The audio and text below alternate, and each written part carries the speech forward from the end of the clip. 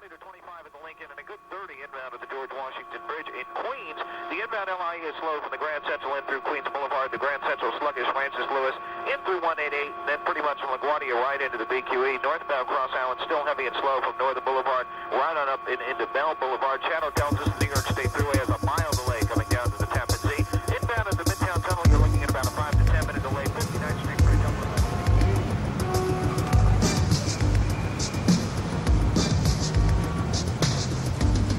Describe New York in one word. Describe New York. Well, if I were to describe New York, I'd say one word. Exciting! Outrageous. New York City. We have good things, we have bad things. One word. One word. One word. One word. Fabulous. Intense. Confusion. New York is crazy. I'm telling you, it is crazy. I love it here. It's the best.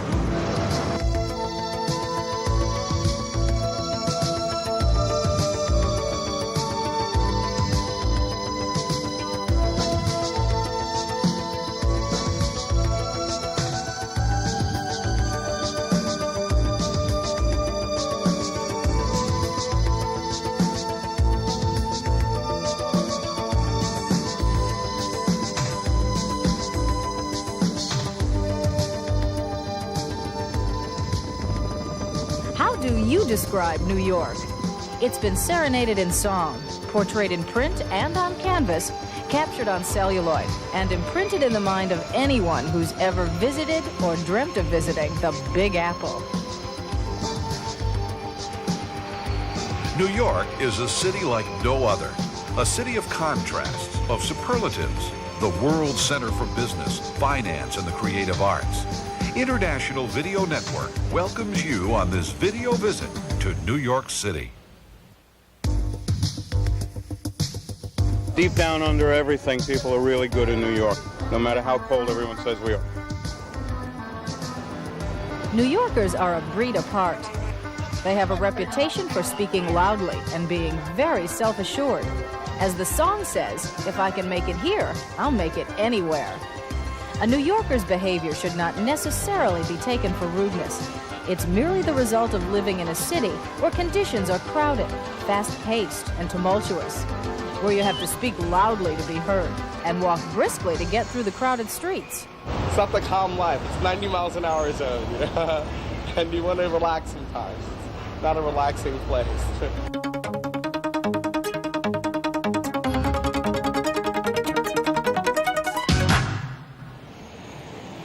New York is one of the world's largest cities, but even more, it's been called a state of mind. To those who live here, New York is the center of the universe. To the rest of the world, it's a small plot of land on the eastern coast of the United States, almost halfway between Boston and Washington, D.C. New York City is comprised of 5 boroughs, covering about 300 square miles with more than 7 million residents. In area, the biggest borough is Queens, home to John F. Kennedy and LaGuardia airports, as well as the high-flying New York Mets at Shea Stadium. The northernmost borough is the Bronx, famous for its zoo, as well as for that other great baseball team, the New York Yankees. Brooklyn is the most heavily populated borough, with more than 2.25 million people. If independent, it would be the 4th largest city in the United States. Staten Island, the 4th borough, is more rural than the other boroughs. It's best known for its ferry ride, a 5-mile trip to Manhattan that still costs a quarter, but is worth much more. But the borough that means New York to the rest of the world is Manhattan. While the 5 boroughs together comprise New York City, it's the island of Manhattan that we'll explore. It's a small island, little more than 13 miles long and 2 miles wide at its widest point. But it holds a preeminent place in the world of art, finance, business, media, architecture, fashion, design, and culinary arts. What we now call New York City was inhabited by the Indians in 1609, when Henry Hudson, sailing for the Dutch East India Company, first navigated the river that now bears his name. The first Dutch settlers arrived in 1624 and established a settlement and trading post called New Amsterdam. In 1626, for the equivalent of $24 in goods, Peter Minuit bought Manhattan Island from the Indians in the name of the Dutch West India Company. More than 100 years later, New York became the capital of New York State and the original capital of the United States of America. It was here in 1789 that George Washington took his first oath of office as president.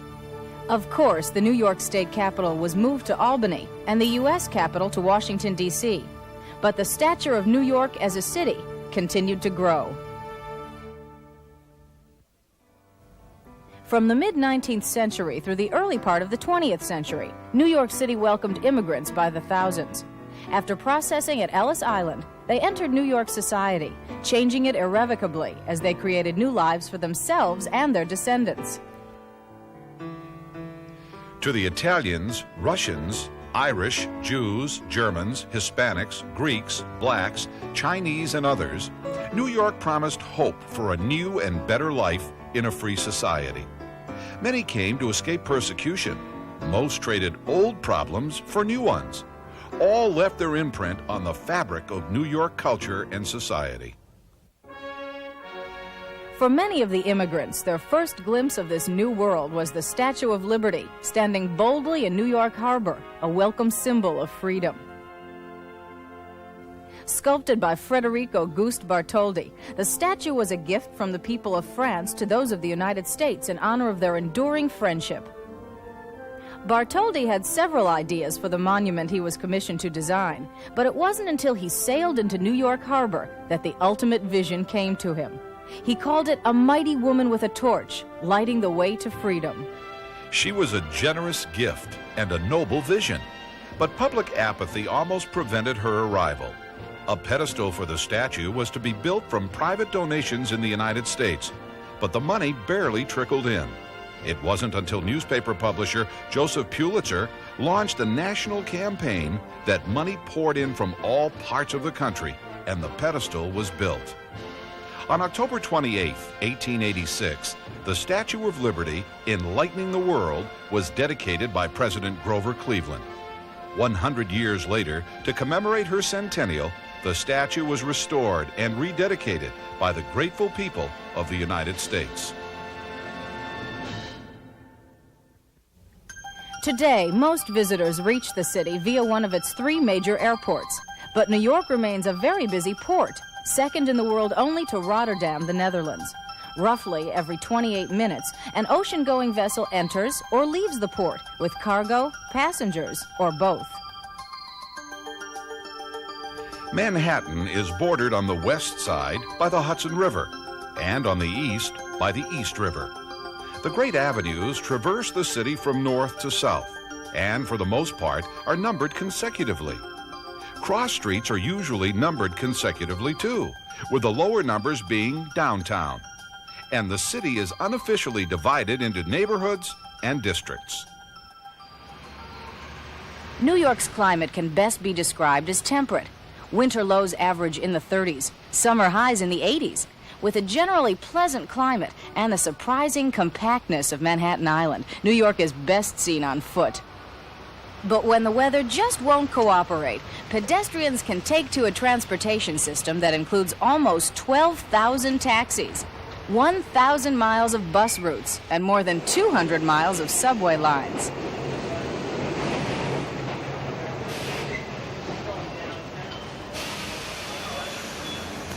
The traffic in New York is legendary, but what you might not realize is this congestion has been around as long as the automobile.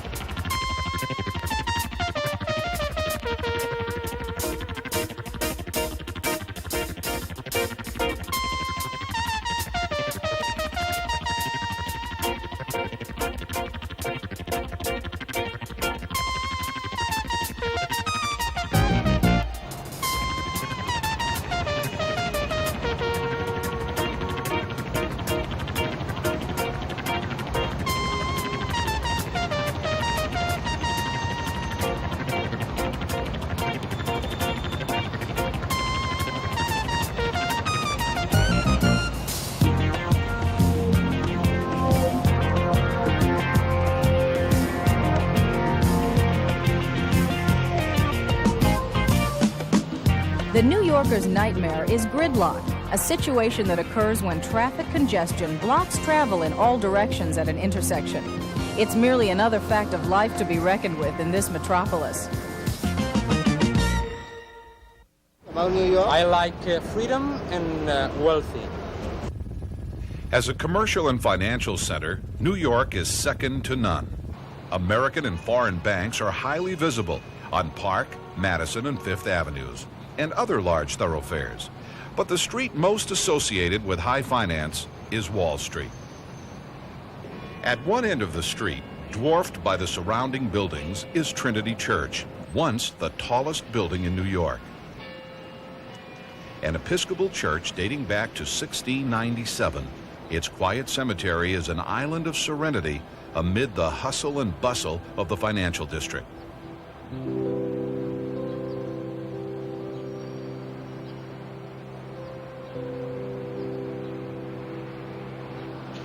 Robert Fulton, inventor of the steamboat, and Treasury Secretary Alexander Hamilton are among the notables buried here. Visitors to the financial district will enjoy a look at the New York Stock Exchange. At the front entrance, a tree commemorates the sycamore at the corner of Wall and William Streets, where 24 brokers met in 1792 to create the forerunner of the New York Stock Exchange. Today, more than 1,000 members trade shares in a daily frenzy far removed from the gentlemanly handshakes or taps on the shoulder that sealed a bargain 200 years ago.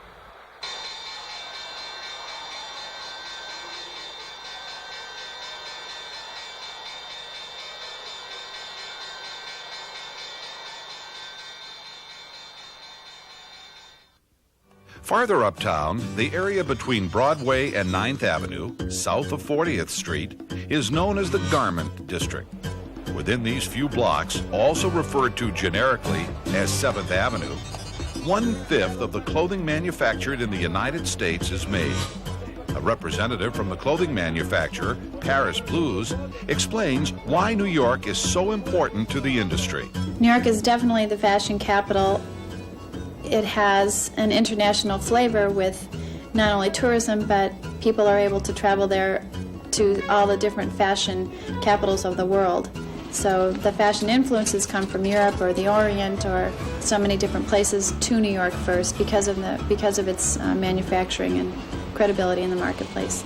And there is a lot of production directly in the fashion area in New York. A lot of production happens right in that area. And so when you're walking up and down 7th Avenue, you see people rolling racks of clothes back and forth and salesmen's sample lines going in and out of all the different buildings. But they're actually producing and they actually ship out of that area as well. And once a month, all the buyers from all over the country come into New York and see all the different manufacturers. If you're not there, it's really like not considered a serious company to do business with. Many immigrants made their fortunes in this industry, affectionately called the rag trade. Just a few blocks away on 47th Street, messengers deliver even more precious goods. Here, in small briefcases or even in their coat pockets, diamond merchants carry their wares, sometimes making exchanges right on the street. About 80% of the country's wholesale diamond trade is conducted within this block. New York City is a shopper's paradise.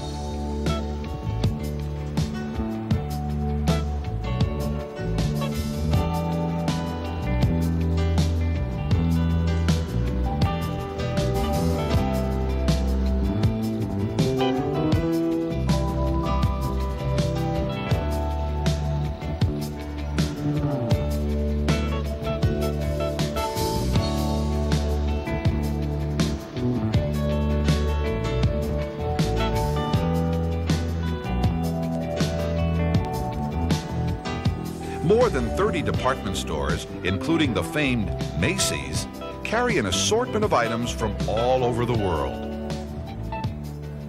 First opened in 1858 in a mere 20-foot wide store, Macy's today covers more than 30 acres. Its large roof now encompasses a post office, a flower market, a pet shop, a butcher, baker, pharmacy, 3 beauty salons, 5 restaurants, and its own police force. Shoppers can roam from the cellar with its arcade of exotic foods to the upper floors with their boutiques complete with convenient cafes.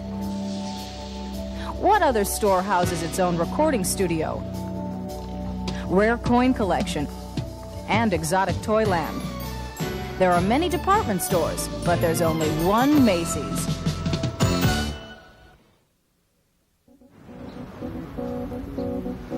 As the undisputed media capital of the United States, New York is home base for some of the country's most prestigious publishing houses, newspapers, radio, and television networks.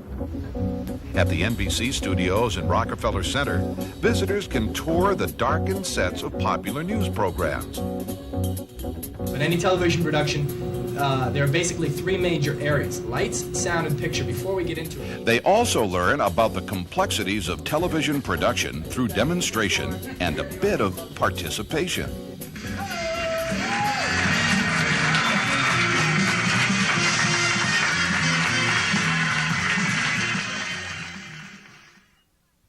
New York is huge. It's bigger than life.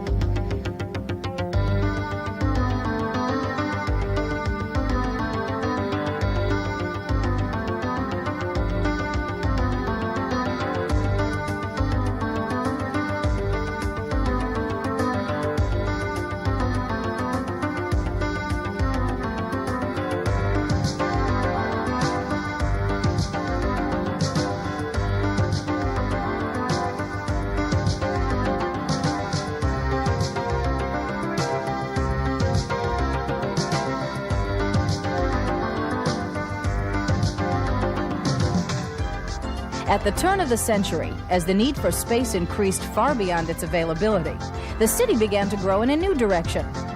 Straight up.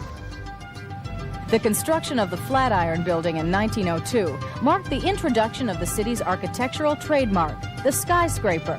Its 20 stories were quickly dwarfed by the 60-story Woolworth Building, and then the 71-story Chrysler Building.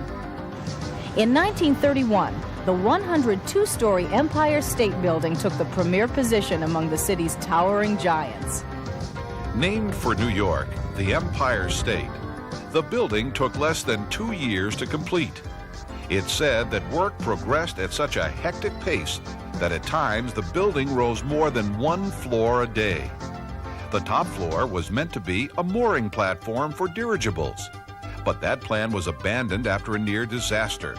The building has had its troubles with aircraft.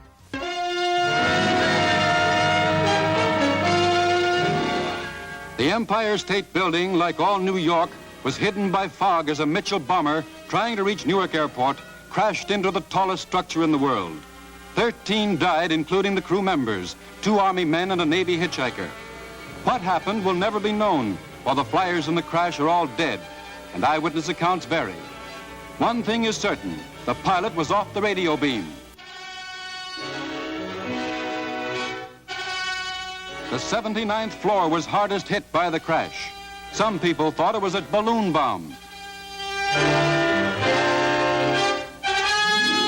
Firemen had to drag their hoses 11 stories to reach the flames on the 79th floor, as many elevators were knocked out of order.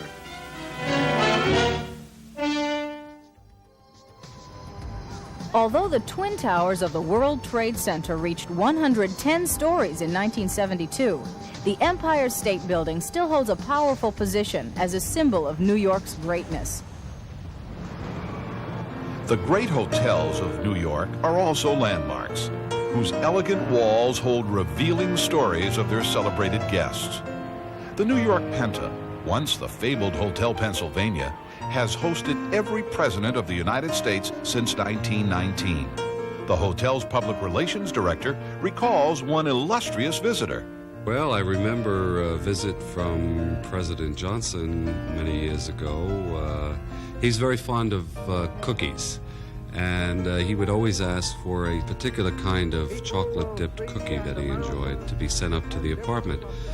And on this one occasion, he was going out to lunch to speak in the ballroom downstairs, and as he was leaving, he took a fistful of cookies and put them into his pocket.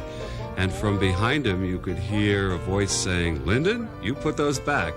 And it was Lady Bird Johnson reminding him that he was on a diet.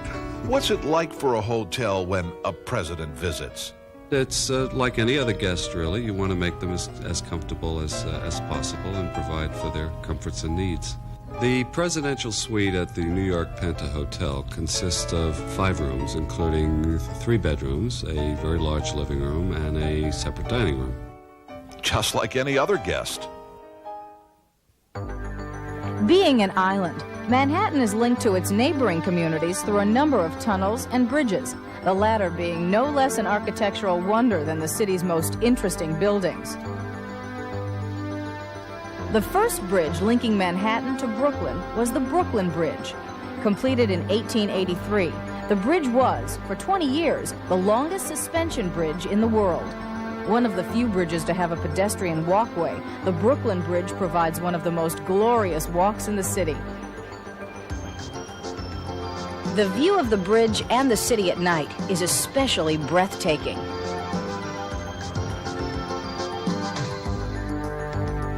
Today, the longest suspension bridge in the world is the Verrazano Narrows Bridge, linking Brooklyn and Staten Island. This magnificent structure, completed in 1964, was named for the Italian navigator who discovered the harbor while searching for a passage to Asia. This elegant bridge is a fitting memorial to his exploration.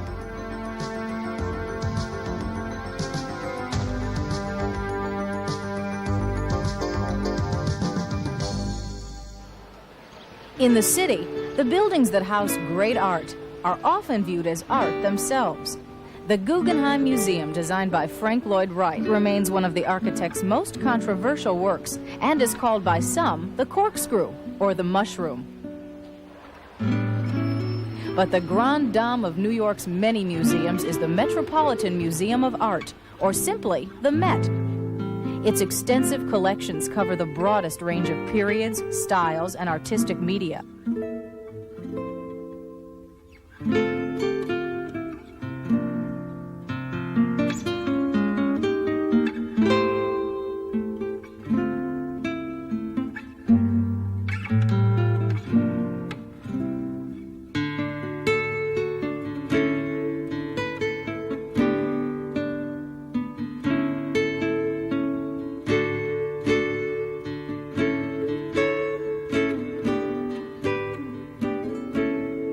From the Egyptian wing with its famed Temple of Dendur to its powerful collection of primitive art spanning 3,000 years.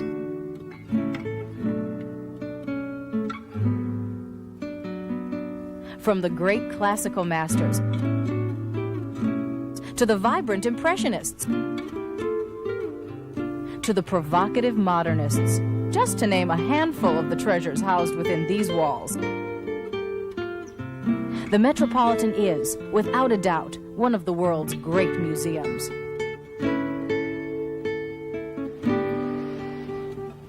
Scores of other museums and galleries make New York the art center not only of this country, but of the world.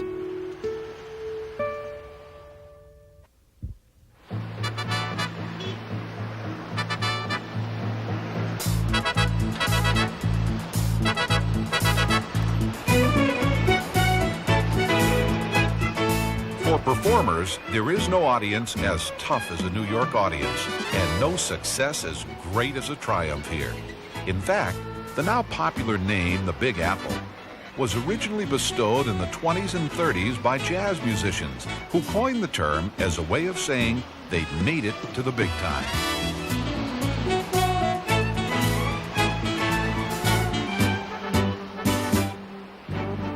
Theatergoers can choose from productions at the 40 or so theaters located in the theater district around Broadway and 45th Street. While prices for productions in these houses have become quite high, savvy theatergoers often wait in line the day of the show to purchase half-price tickets at the Tickets booth in Times Square. The lines may be long and the choices limited, but the reduced price is usually worth any inconvenience. Few experiences are more exciting than the crush of people, taxis, and limousines arriving at a theater just minutes before curtain time.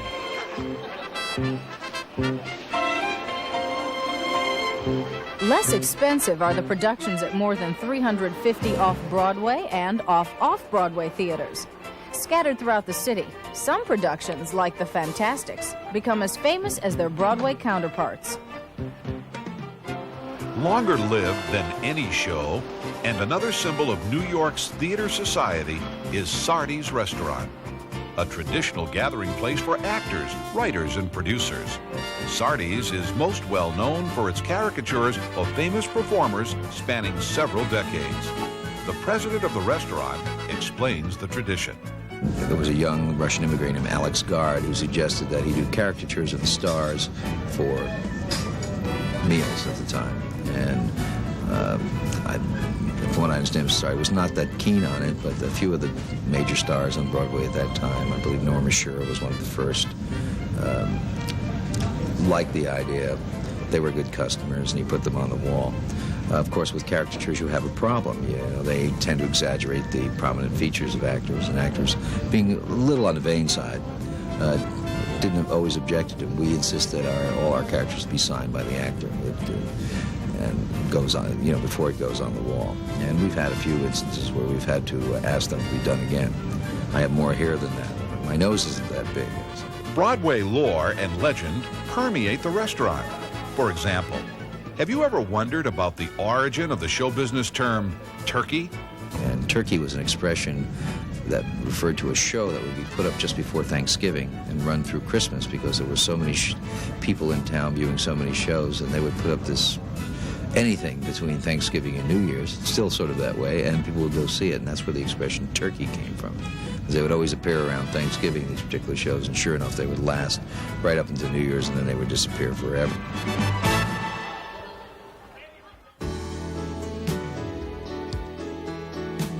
But there is much more to the performing arts than just theater.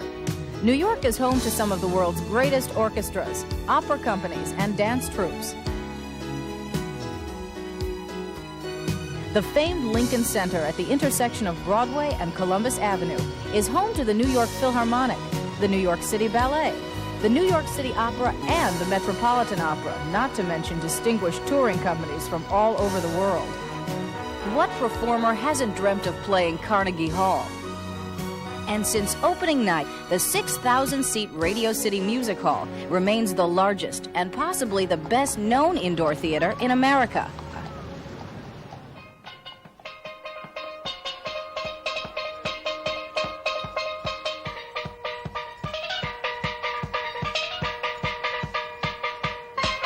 In truth, all of New York is a theater, every street corner a stage.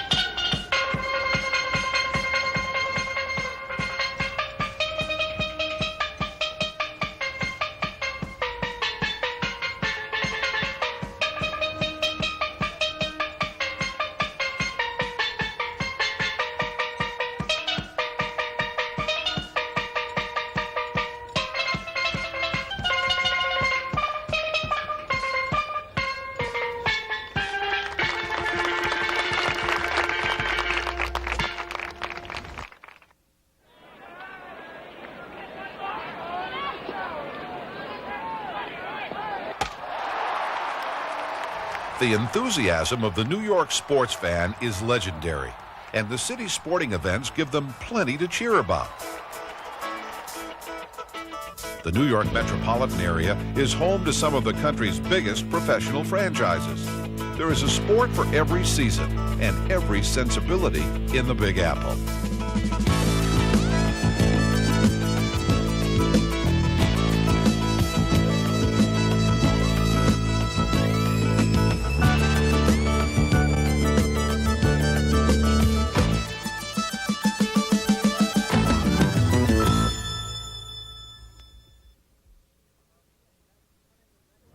Well, me, what I like of New York, I like the streets, the people, the music, the trees, and the restaurants. For many New Yorkers, dining out is a major pastime, and in this area too, New York is unequaled. When money is no object, there are restaurants such as the Four Seasons, L'Hôtesse, and 21, whose names are synonymous with fine cuisine.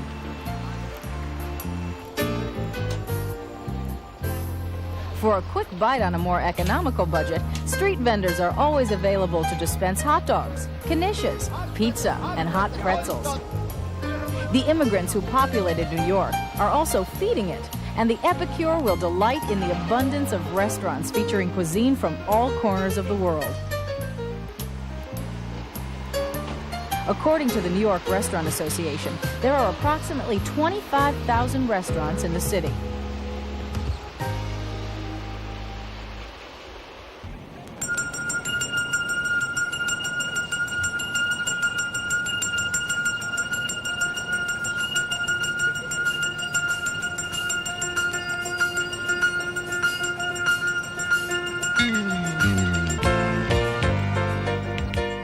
New York is a city that never sleeps.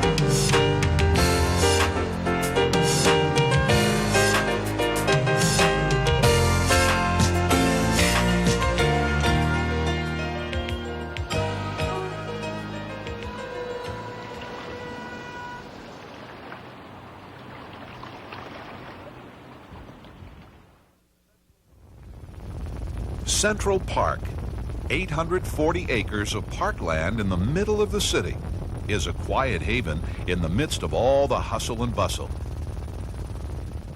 You can still ride in a horse-drawn carriage through the park and hear your driver describe what life was like here in more sedate times. There's a lot of history, each place in the park has its own, history to it. The original carousel was there, built back in 1871. It was pulled around by two blind mules that were underneath it, and unfortunately that burnt down. But this down there's an old dairy. Well, that was built back in the turn of the century. That's the oldest standing building in the park. People use it to get married in the summer, they rent it out. People have parties in there.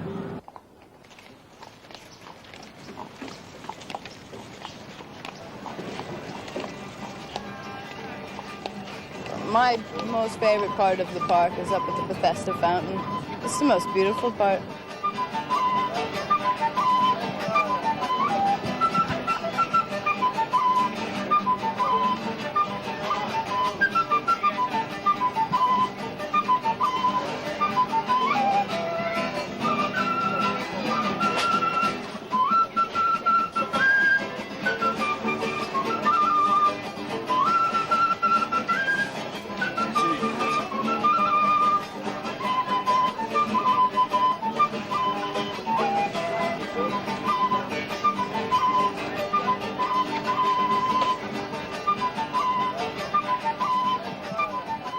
Central Park has 2 zoos, skating rinks, tennis courts, and other recreational facilities that are enjoyed all year round.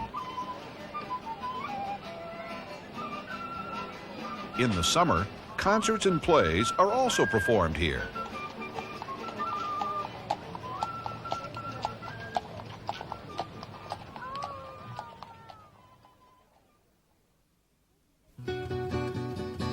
Since 1822, the Fulton Fish Market has operated from a site just south of the Brooklyn Bridge.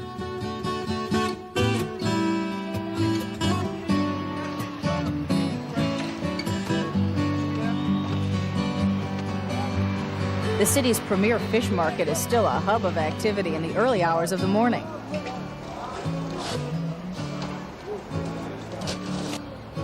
But now the area attracts visitors all day long as they flock to the shops, restaurants, and attractions of the South Street Seaport.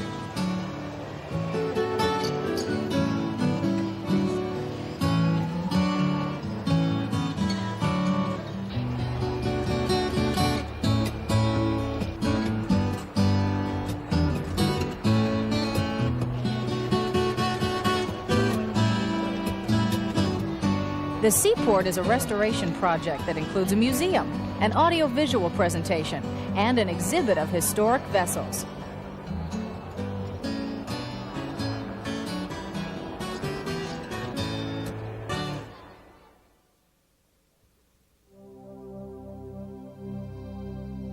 Also on the East River, between 42nd and 48th Streets, is the majestic United Nations complex.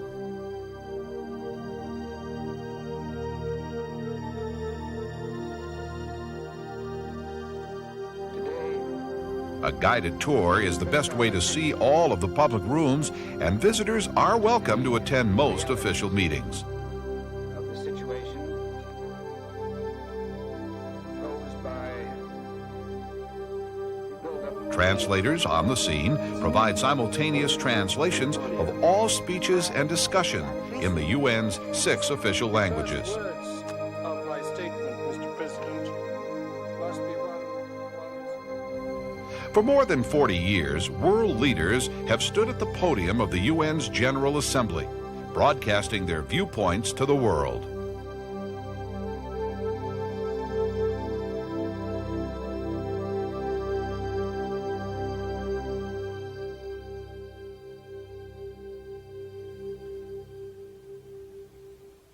New York's ethnic neighborhoods, though in close proximity to each other, still manage to retain their own customs, personality, and charms. This is a wonderful city. How you like Mulberry Street?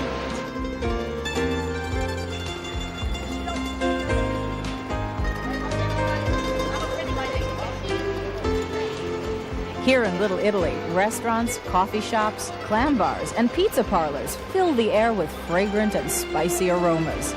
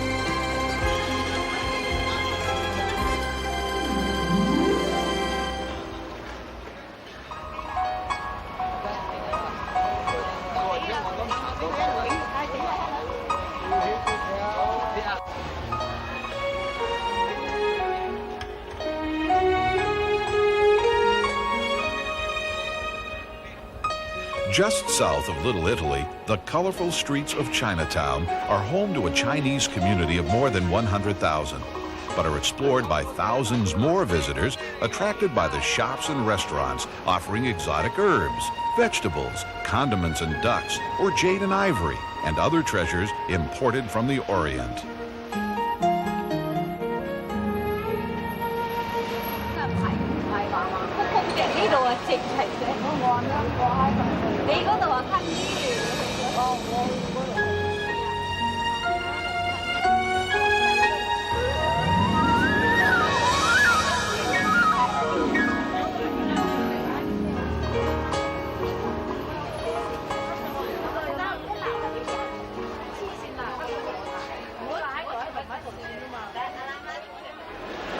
Check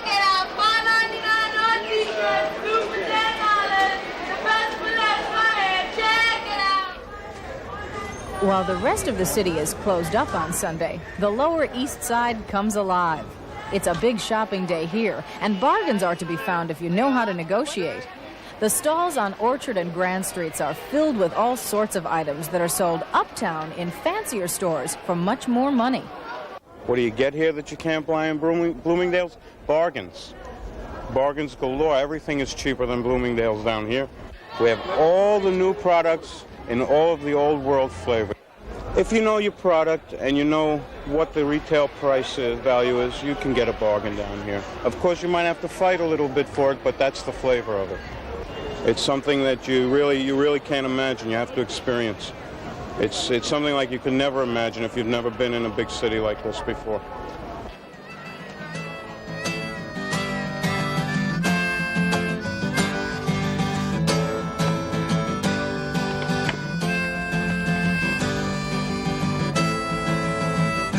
The Bohemians and Beatniks may be gone, but Greenwich Village remains a unique neighborhood. Just north of Little Italy, many of the streets in the village are quaint and tree-shaded, with charming clusters of row houses and brownstones. The village has always attracted writers and philosophers who fill Washington Square. The square was once a common burial ground for victims of the plague, and a place for public executions in the 1700s. Later, it became a drill ground for the militia. Today, it is a meeting place for musicians, chess players, skateboarders, and students from nearby New York University. Greenwich Village retains much charm and has many historical connections. Tucked away on Bedford Street is New York's narrowest house, only 9 feet wide. It was occupied at different times by poet Edna St. Vincent Millay and actor John Barrymore.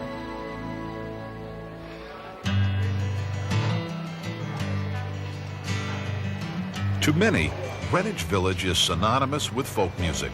In the 50s and 60s, small, dark coffee houses and music clubs filled each night with folk singers and their appreciative audiences. The village nurtured most of that generation's greatest talents. You name them. Everyone from Bill Cosby in comedy to people like Eric Anderson, Simon and Garfunkel, Bob Dylan was right across the street sleeping behind a stove many years ago. And that's where he got started. That was the old Gaslight. There were many places on this street back in the 50s and 60s, and those kind of places created an atmosphere that was very creative, and the people played all those places. They were basket houses mostly. That's where you did 20 minutes and passed the hat afterwards. What we have here tonight is the open mic, and they can come here and at least, what I call, have a place to be bad. They need a place to get that experience, to get themselves up in front of an audience and actually do it, to get rid of the wobbly knees and the bad chords, and that doesn't work and this does. It's time you're out of luck, go home to daddy's books. Here's a little text deduction. Sad, baby pop, that's too bad. Now I got a new girl, I've got a new girl. She's nice and she's new, and she's gotten me over you. All right.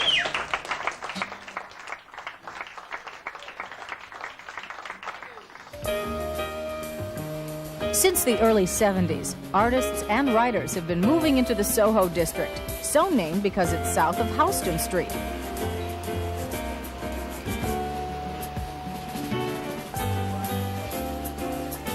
The design style high-tech came to life here when imaginative decorators took large, dark industrial lofts and turned them into light, airy living spaces.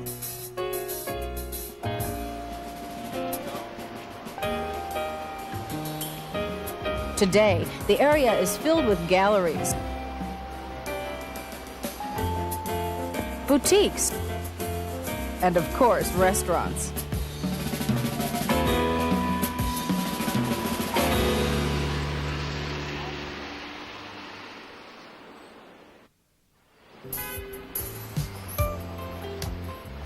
And how does the upper crust live? Some of New York's most elegant addresses can be found on Park Avenue, Sutton Place, and Central Park East and West, where doormen and limousines are the norm.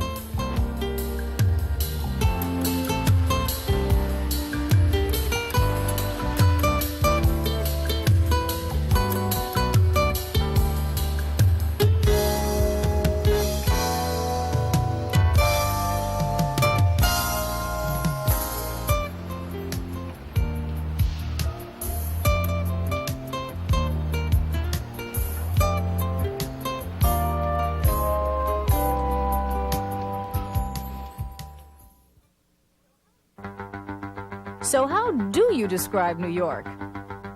It's light and color, sun and shadow, Streets yellow with cabs, or thick with events. seasons of spectacle, and tributes to reason. It's surprisingly familiar, and sometimes surprising. Often fun, and occasionally frustrating.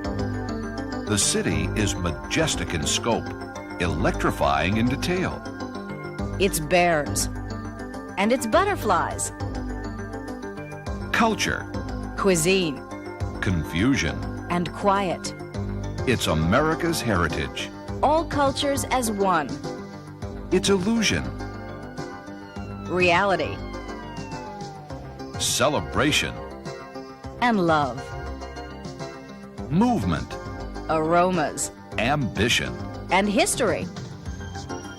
New York City is a part of each of us. But most important, New York is a city of people intensely proud to be called New Yorkers. You allow yourself to be who you want to be in New York, and no one can change that. That's right. Because that's who you are. You are one of a kind here. Perfect. Everybody is different. And how does a New Yorker describe New York? In a nutshell, describe New York, it's home.